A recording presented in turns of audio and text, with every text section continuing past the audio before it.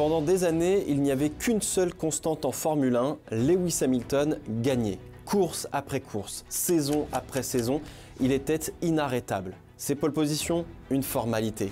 Ses victoires, une habitude. Il écrasait tout sur son passage, brisant les records avec une facilité déconcertante. 7 titres mondiaux, plus de 100 victoires, des statistiques dignes d'un mythe vivant. Mais voilà, l'histoire que racontait notre sport n'était plus de savoir qui allait gagner, mais plutôt si et quand Lewis Hamilton allait perdre. Et il a repoussé toujours plus loin cette échéance qui est finalement inévitable. Tout a changé depuis fin 2021. Lewis Hamilton n'a gagné que 2 courses en 3 saisons. 3 saisons de lutte, d'incertitude et surtout de frustration. Des saisons où l'on a vu ce champion, qui semblait pourtant indestructible, douter. On a eu du mal à y croire tellement sa domination fut outrageuse. On avait du mal à se l'expliquer en fait. Alors Lewis Hamilton a pris une décision qui a changé la face d'un sport, d'une marque et même de l'automobile au global. Une signature seule, synonyme de renaissance et qui nous fait plus de bien que vous ne le pensez. Qui, peu importe qui on est, tend à nous inspirer car on entame le dernier bout de carrière de Lewis Hamilton. Et c'est un classique en termes de narration. La renaissance d'un héros qui a trébuché, comme on en voit au cinéma, sauf que cette fois-ci, ça s'écrit sous nos yeux. Et 2025 est la première partie du dernier acte. On s'apprête à vivre une saison hyper intense sportivement parlant, et j'avais envie de vous rappeler que la F1 et le sport auto, ce sont aussi des émotions qui vont au-delà de l'action en piste. Nos pilotes de Formule 1 nous racontent des histoires finalement à travers leur parcours, et ces parcours nous permettent de tirer des leçons qui peuvent peut-être nous servir dans nos vies. C'est ici le cas avec Lewis Hamilton, mais c'est tout aussi vrai par exemple avec Max Verstappen ou d'autres pilotes. J'ai pas spécialement de pilote préféré, j'admire tous ces pilotes finalement, et aujourd'hui, je voudrais pouvoir prendre un petit peu de la hauteur, aller sur de l'émotion et vous emmener avec moi dans ce voyage. Parce que si on veut, en tant que spectateur, réussir entre guillemets notre saison de Formule 1, certes, faut suivre le sportif, mais faut être prêt à prendre avec nous l'aspect émotionnel de la chose.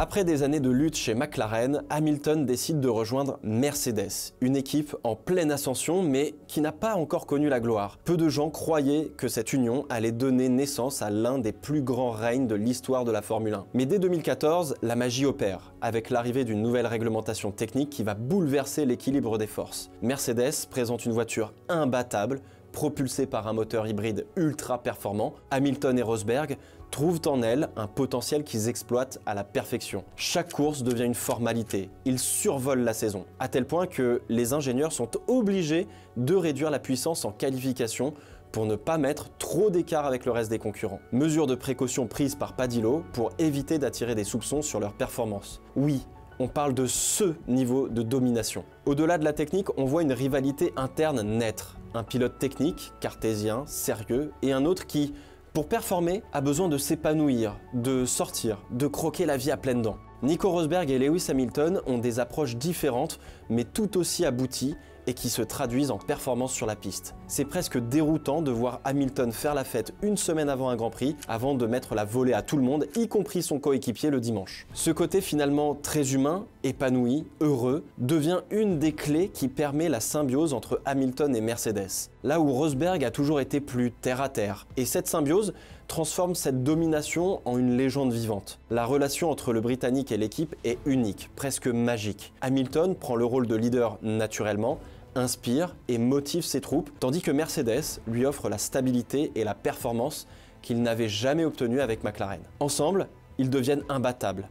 Hamilton, avec sa détermination et son talent brut, transcende la voiture et les attentes, écrivant son nom dans l'histoire à chaque pole position, chaque victoire et chaque titre. Mais Mercedes ne se contente pas de lui donner la meilleure machine possible. Mercedes devient la famille de Lewis Hamilton et Hamilton porte cette famille sur ses propres épaules, devant le public. Et Mercedes devient la maison où sa carrière prend une toute autre dimension. Il construit sa légende avec Mercedes, comme Schumacher a construit la sienne avec Ferrari. Mais le style de vie complètement débridé de Lewis Hamilton allait, quoi qu'il arrive, finir par lui coûter. En 2016, Nico Rosberg, après 2 ans de difficultés, sème enfin une toute petite étincelle de doute dans le mental jusque-là imperturbable du Britannique. Il aura fallu arrêter de faire du vélo, perdre quelques centaines de grammes sur la balance et faire un bon tour à Suzuka pour que Rosberg se mette enfin sur la voie du titre. Un titre arraché au prix de sacrifices tellement nombreux que Rosberg préfère mettre un terme à sa carrière.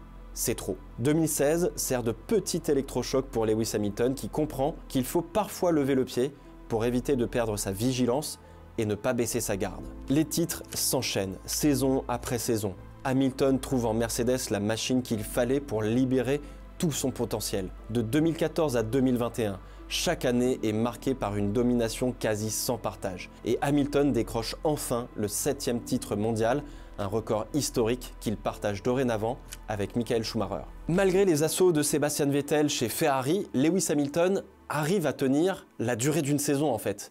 Sa grande force, c'est la régularité. Et c'est exactement la clé pour rester au sommet. Et donc du coup, pour être régulier, il faut deux choses. La technique et l'humain. En 2017, 2018, 2019 et 2020, il devient champion du monde pour 4 années consécutives, prouvant qu'il n'est pas seulement un pilote talentueux, mais aussi un stratège hors pair, capable de s'adapter et de gagner dans n'importe quelle condition. Le management prend toujours les bonnes décisions, on voit très peu d'erreurs, mais lorsqu'il y en a une, elle est rectifiée immédiatement. Les améliorations fonctionnent, on n'a pas peur d'oser.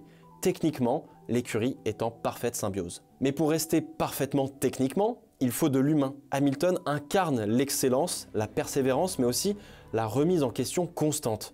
À travers chaque victoire, chaque défi, il montre qu'il n'a pas seulement une voiture rapide, mais une mentalité de champion, une capacité à surmonter les obstacles et à repousser ses limites. Chez Mercedes, l'adversaire numéro 1, c'est qui ils étaient la veille et comment ils pouvaient faire mieux aujourd'hui.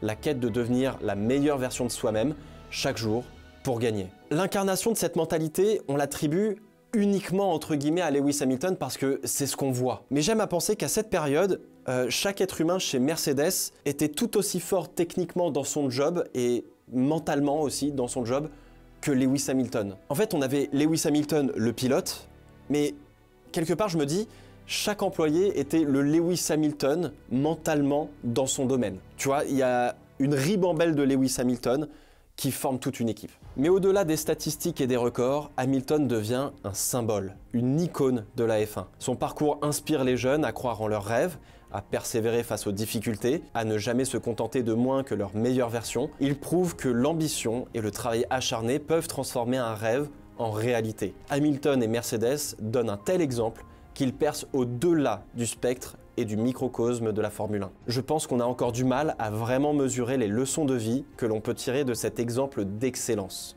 Parce que oui, ce qui fait le sel d'un sport, ce qui nous intéresse nous, ce sont les rivalités exacerbées, pas les dominations. Et comme je vous le disais en début de vidéo, l'histoire que raconte la Formule 1 à ce moment-là, ce n'est plus de savoir qui va gagner, mais quand Lewis Hamilton et Mercedes vont perdre. Car ce n'est pas une question de si, mais de quand. Et notre vœu de rivalité, de spectacle, etc. a été exaucé en 2021. Alors je reviens pas sur cette saison 2021, on pourrait en faire une vidéo complètement à part, mais ce qui est sûr c'est qu'elle a marqué tout le monde, en bien, en mal, peu importe, mais elle a laissé personne indifférent.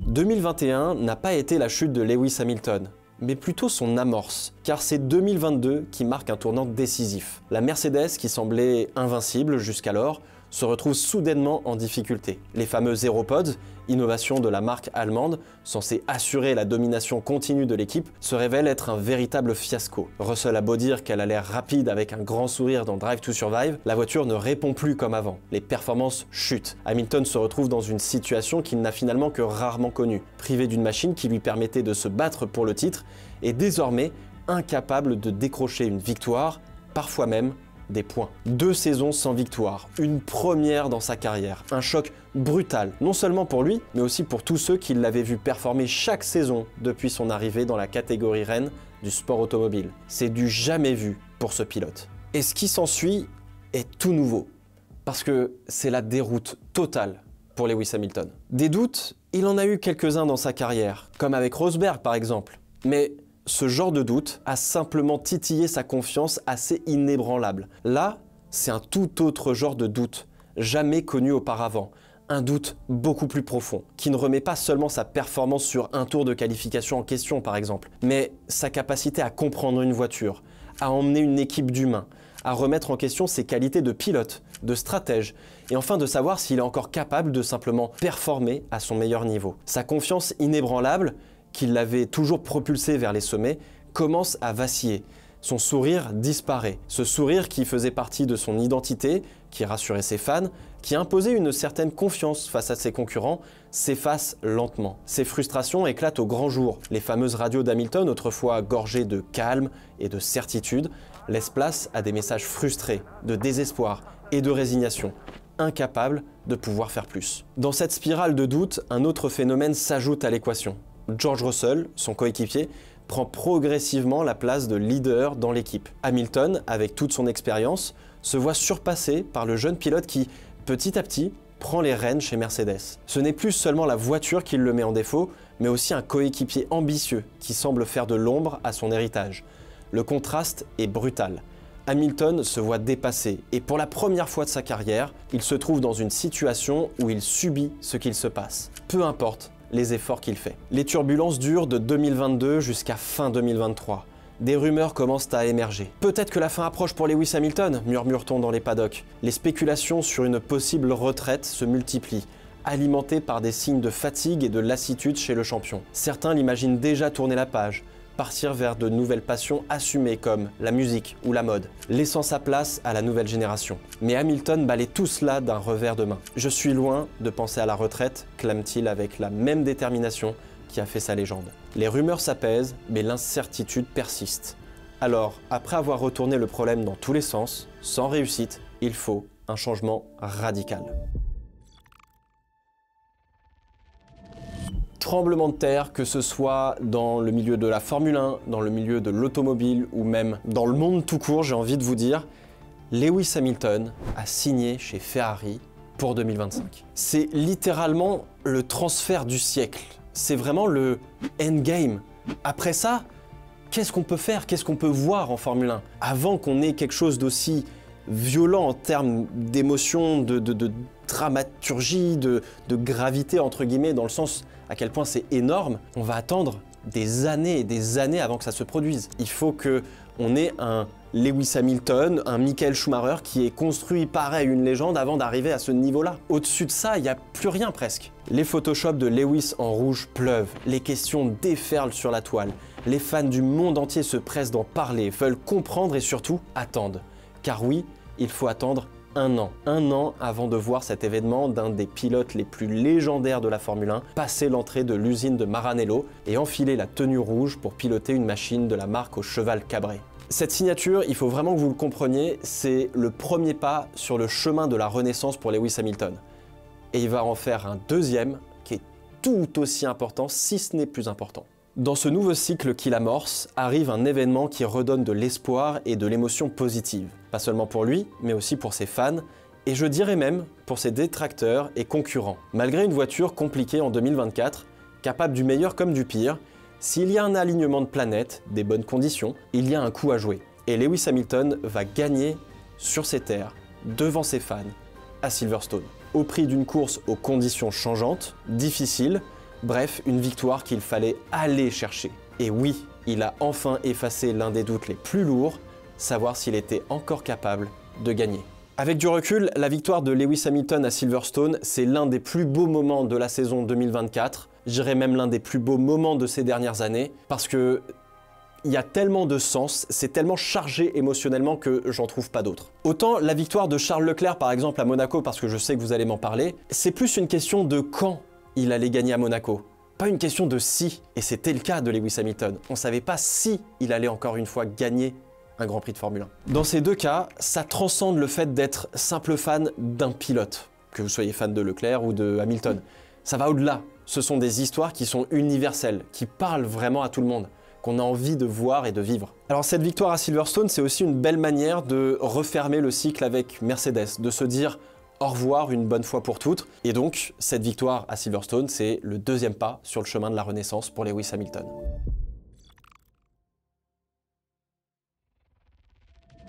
Avec le développement de la technologie de l'image, on est passé de la peinture à la photo il y a finalement pas si longtemps à l'échelle humaine. Aujourd'hui, faire des photos et des vidéos, c'est devenu monnaie courante. Tout le monde peut le faire. Selfie, photo de famille avec le doigt sur l'objectif, bref, beaucoup de moments de vie que l'on fige pour les laisser sur un iPhone, un disque dur et peut-être retomber dessus des années plus tard. Si l'acte est à la portée de tout le monde, sa maîtrise est un tout autre sujet. La concurrence pour faire une photo qui marquera des générations est rude. Il faut voler un moment de vie, figer le temps sur un cliché pour laisser le spectateur ressentir et imaginer le mouvement perpétuel de la vie à travers cet arrêt. Einstein qui tire la langue, ou encore Marilyn Monroe et sa célèbre robe blanche, ou encore le lever de terre où un humain a sans aucun doute possible pris en photo l'entièreté de l'humanité. Et pourtant, à de rares occasions, on se retrouve face à une photo dont on se souviendra très longtemps. On a des photos très célèbres en Formule 1, prises sur le vif, mais finalement peu de portraits aussi travaillés que celui de Lewis Hamilton lors de son premier jour à Maranello. La mise en scène est d'une précision captivante. La maison d'Enzo Ferrari, la mythique Ferrari F40 et Hamilton, droit comme un duc, vêtu d'un costume noir impeccable, sans aucune faute de goût. Chaque détail est pensé, calibré pour raconter une histoire bien plus grande qu'un simple transfert. Les 7 fenêtres pour les 7 titres, la porte rouge pour le 8e, la symétrie parfaite et les teintes rouge et noir racontent une histoire intemporelle, évoquant à la fois la tradition de Ferrari et l'aura de champion d'Hamilton. La maison d'Enzo Ferrari au fond symbolise les racines de l'écurie, un rappel du passé glorieux qu'Hamilton s'apprête à raviver. La Ferrari F40, icône des années 80 et voiture de légende, incarne la puissance brute et l'esprit de conquête. Et puis, il y a cette pluie légère, presque mélancolique, qui donne à l'image une aura cinématographique, une touche poétique, comme si elle s'était invitée ce jour-là pour souligner à la fois la nostalgie et la gravité de ce moment historique. C'est comme si chaque goutte représentait les espoirs, les doutes et les rêves d'une nouvelle ère qui commence. Ce n'est pas simplement une annonce, c'est un symbole. Je pense que dans 20 ou 30 ans, cette photo, on s'en rappellera. Il y a tellement de symbolisme dans cette photo que la démarche artistique finalement est similaire à une peinture de la Renaissance. En fait, Lewis Hamilton ne s'est pas contenté de prendre un nouveau départ. Il a redéfini la manière dont un champion peut se réinventer et secouer le monde du sport. C'est donc le dernier chapitre de sa carrière. C'est une entrée royale dans l'histoire de Ferrari. Et elle nous fait énormément de bien à tous, peu importe de qui on est fan ou pas, parce que c'est une histoire qui est universelle. C'est une histoire que on s'est raconté nous-mêmes en jouant à des jeux vidéo sur F1.24, en partant de très bas et en essayant d'aller chez Ferrari un jour parce que, comme le disait Sébastien Vettel, tout le monde est fan de Ferrari. Même ceux qui disent qu'ils ne le sont pas. On est en train de voir la renaissance d'un héros qui a trébuché, comme on en voit au cinéma, sauf que cette fois-ci, ça s'écrit sous nos yeux. Et 2025 est la première partie du dernier acte. Que vous soyez fan de Lewis Hamilton ou pas, ou même que vous ne l'aimiez pas, l'histoire que vous avez sous vos yeux donne de l'espoir. Peu importe son issue, qu'elle soit heureuse ou non, qu'il gagne ou non, la signature chez Ferrari et l'envie de repartir est déjà une victoire en elle-même. Car on a vu un humain exceller pendant des années, avant de sombrer au plus profond, douter, voire de perdre parfois espoir en lui-même, et finalement commencer à se relever. La signature chez Ferrari, sa victoire à Silverstone, et la tant attendue matérialisation d'un Hamilton en rouge, même si on a hâte de le voir se battre en piste, la première leçon se trouve déjà sous nos yeux. La gloire n'est pas de ne jamais tomber, mais de se relever chaque fois que l'on tombe. Hamilton, en signant chez Ferrari et en gagnant à Silverstone, s'est déjà relevé. Car désormais, les doutes qui entourent le champion britannique ne se matérialisent plus tant avec la question de si il va gagner, mais plutôt de quand il va gagner. Surtout avec une saison qui promet d'être très ouverte, l'histoire que raconte notre sport a à nouveau évolué. En fait, si vous préférez, les résultats avec Ferrari ne seront qu'un amplificateur de savoir à quel point il s'est relevé ou pas. Et donc 2025 apportera les premières réponses à tout un tas de questions sportives que l'on se pose. Et du coup, ça fait plusieurs jours que je retourne cette réflexion dans ma tête et un peu dans tous les sens, et j'arrive toujours à cette même conclusion. Dans sa globalité, dans cette relation Lewis Hamilton-Ferrari, j'ai l'impression que c'est Ferrari qui a plus besoin de Lewis Hamilton que l'inverse. Le cours de l'action Ferrari s'est envolé lors de l'annonce de sa signature, et pour cause, c'est le pilote le plus impactant de sa génération d'un point de vue image. Il touche au-delà des passionnés de voitures, et il bénéficie d'une image millimétrée, ce qui tombe parfaitement pour faire passer la pilule de la première Ferrari 100% électrique de l'histoire de la marque. Il a déjà acquis 7 titres mondiaux, là où Schumacher a fini de les acquérir et de construire une équipe en rouge. On se retrouve donc un cran plus haut dans la quête pour Lewis Hamilton, mais aussi et surtout pour Ferrari. S'ils écrivent l'histoire ensemble, les deux parties passeront dans une catégorie unique et jamais vue auparavant. C'est tout nouveau. Charles Leclerc, malgré ses 6 saisons en rouge, n'a toujours pas pris le leadership naturel de l'équipe. Et chaque saison qui passe oriente de plus en plus vers une histoire qu'on peine à vouloir débusquer. Et c'est normal, mais la question se pose, est-ce que Charles Leclerc est vraiment l'élu de la Scuderia? Car Fred Vasseur l'a rappelé, il faut construire un projet autour d'un pilote. Mais du coup, qui est ce pilote? Charles Leclerc ou bien Lewis Hamilton? Malgré une bonne saison 2024, où il arrive à prendre le dessus sur Carlos Sainz, à mettre l'équipe plutôt de son côté, c'est encore un peu juste pour l'expérience et l'ancienneté qu'il a chez Ferrari. Et il y a un mastodonte qui arrive en 2025. Cela ouvre donc naturellement les questions suivantes. Qui sera le leader chez Ferrari? Sera-t-il désigné? Et si oui, sera-t-il le leader naturel de l'équipe? Ou assistera-t-on à une dissonance cognitive comme en 2019 entre Vettel et Charles Leclerc? Si Ferrari donne à ses pilotes une voiture capable de gagner, à quel point les relations vont-elles tenir? Qui en tirera un vrai avantage? Qui arrivera à gagner? Et surtout, que ce soit en piste ou en dehors. Et surtout, à quel point Lewis Hamilton arrivera à mettre les tifosi de son côté. Tifosi au sang chaud, qu'ils l'ont déjà adopté à coup de Lewis plutôt que Lewis. Vous l'avez compris, il y a donc beaucoup de questions sportives pour 2025, et encore, je ne les ai pas toutes énoncées. Mais ne perdez pas de vue l'histoire et l'émotion globale que ce sport nous fait vivre avec ses pilotes. Parce que dans une saison à 24 Grands Prix, où c'est hyper intense, où on se concentre essentiellement sur la technique, le sport, les résultats, on oublie très souvent de parler de l'émotion. Merci d'avoir regardé cette vidéo. Si elle vous a vraiment plu, n'hésitez pas à mettre un like, ça récompense toutes les équipes avec qui je travaille et qui me permettent de faire ces vidéos. Et d'ici là, je ne peux que vous souhaiter une très belle saison 2025 et n'oubliez pas l'aspect émotionnel de notre sport.